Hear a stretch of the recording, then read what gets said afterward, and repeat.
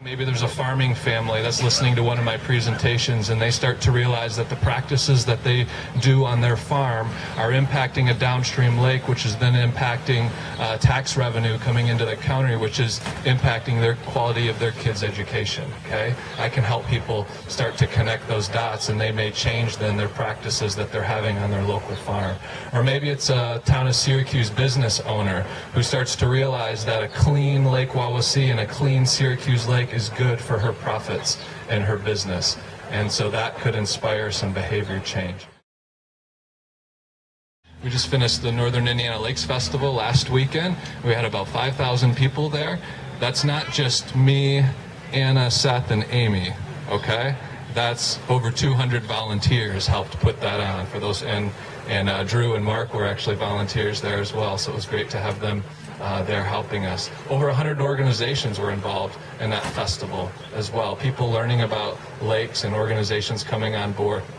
WACF, they brought their canoes out and helped run canoeing on the lake. Also, WACF was a sponsor of that event to help that as well. So we're not going to go around and start purchasing wetland properties around Lake Wawasee. The Wawasee Area Conservancy Foundation and their president, Sam, where's Sam?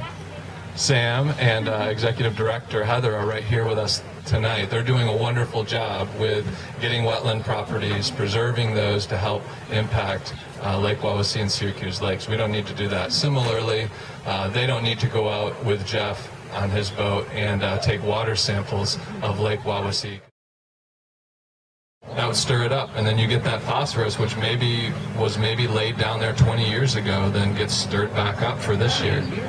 Yeah, there's been studies done. This goes back to the 1930s. There was research studies done looking at sedimentation on the bottom of lakes, where they actually measured how much sediment was deposited each year.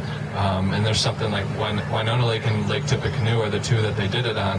And there's Lake Tippecanoe has something like 47 feet of sediment built up, and you can look at it by year. And I want to say it's like a third of a centimeter, don't quote me on that, but I think it was like a third of a centimeter or something a year is deposited. And so if you sort of take, 6 centimeters then of depth, then yeah, you've got 18 years of phosphorus.